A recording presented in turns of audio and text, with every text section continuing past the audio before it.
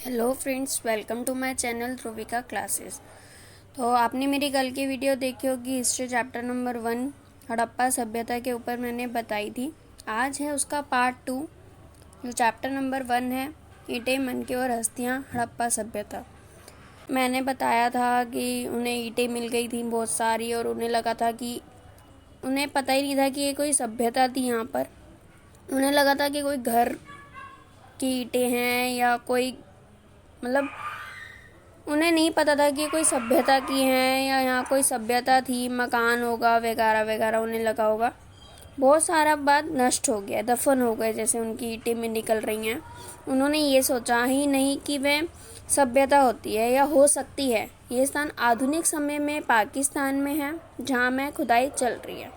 ठीक है, आज मैं आपको यही बताऊंगी इसके अंदर कि उन कर्मचारियों ने खंडर समझ लिया था। उसको कोई पुराना मकान हो या खंडर, यहाँ की हजारों ईंटें देखी, उसको उखाड़ कर ले गए, उनको इस्तेमाल में ले लिया। रेलवे ट्रैक बिछाने में उनका इस्तेमाल कर लिया गया, लेकिन वो इस चीज़ को नहीं जान सके कि ये जो ईंटें लेकर जा रहे हैं उन ईंटों का कुछ महत्व है। वो महत्व नहीं समझ पाए कि वो सभ्यता भी थी और उस सभ्यता को अंग से उस सभ्यता को वह हिस्सा था। उन्होंने कहा कि ईंटें उखाड़ लिया या यूज में ले लिया, तो ये कहानी थी। तो आप कैसे पता लगाएं कि हड़प्पा सभ्यता की खोज के बारे में? तो आप बता सकते हैं कि भाई ऐसे ऐसे हुआ था, रेलवे ट्रैक की खुदाई चल रही थी, 160 के आसपास, 160 साल के आसपास की कहानी है।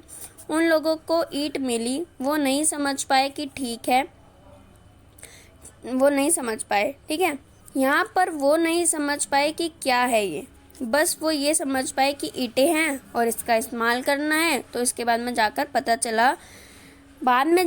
चला कि यहाँ कोई सभ्यता थी। जब पता चला कि यहाँ कोई सभ्यता थी तब वो समझ गए कि जो ईंट उस समय में मिली थी कि वो हड़प्पा सभ्यता की थी। आपको इम्पोर्टेंट चीज़ें समझनी है। ठीक है, क्या हुआ था, जॉन मार्शल जो थे इनके नेतृत्व में ये खुदाई चल रही थी। मतलब जो इसके मेन लीडर थे जॉन मार्शल, उनके नेतृत्व में दयाराम साहनी और राखाल दास बनर्जी, आपको ये नाम याद करने हैं।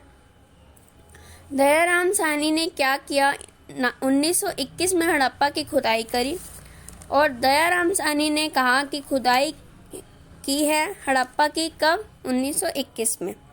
यहाँ इन्होंने खुदाई करी, तब इन्हें पता चला कि कोई सभ्यता थी और सबसे पहले जो खुदाई की गई थी वो हड़प्पा में की गई थी। मतलब हड़प्पा से ही जानकारी मिली थी, इसलिए इसका नाम हड़प्पा सभ्यता रखा गया है। 1921 के, ठीक है, एक साल बाद 1922 की हम बात करें, राखाल दास बनर्जी जो थे उन्होंने भी जॉन मार्शल के नेतृत्व में मोहनजोदड़ो जो हैं, जो आज के समय में हड़प्पा और मोहनजोदड़ो क्या है, पाकिस्तान में, पर उस समय में ये भारत का हिस्सा थे। अब आते हैं स्टोरी पर। आपको याद रखना है 1921 में दयाराम साहनी ने हड़प्पा नामक स्थान की खुदाई की और वहाँ पर क्या मिला, मुहरें मिल गई उन्हें। 1922 में राखाल दास बनर्जी ने मोहनजोदड़ो नामक स्थान पर उत्खनन करवाई, वहाँ पर उनको वैसे ही मोहरें मिल गई। ठीक है, यानी कि हड़प्पा से जो मोहरें मिली थी ऐसे ही मोहर उन्हें मोहनजोदड़ो से मिल गई।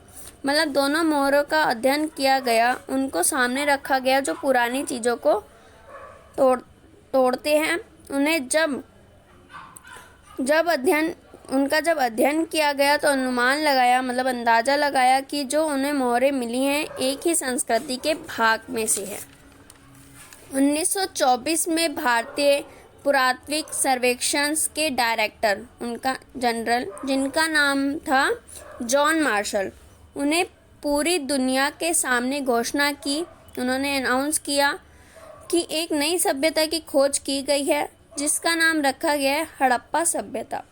हड़प्पा सभ्यता क्यों रखा गया है, आपको ये बताना है कि सबसे पहले जो सभ्यता थी हड़प्पा नामक स्थान पर खोजी गई थी। ठीक है, मैंने आपको बता दिया है और आपको ये समझ में आ रहा होगा। और कल मैं आपको इसका नेक्स्ट पार्ट में हड़प्पा सभ्यता का ही है, हड़प्पा काल है नेक्स्ट टॉपिक इसका। तो मैं आपको पार्ट 3 में बताऊंगी उसको। अगर मैं इसको इसी पार्ट में इंक्लूड कर दूंगी तो आप लोग नहीं समझ पाओगे, तो इसलिए धीरे धीरे चैप्टर को समझो, पार्ट 1 पार्ट 2 करके आपको इजी समझ आएगा। चैप्टर बहुत इजी है। And thank you.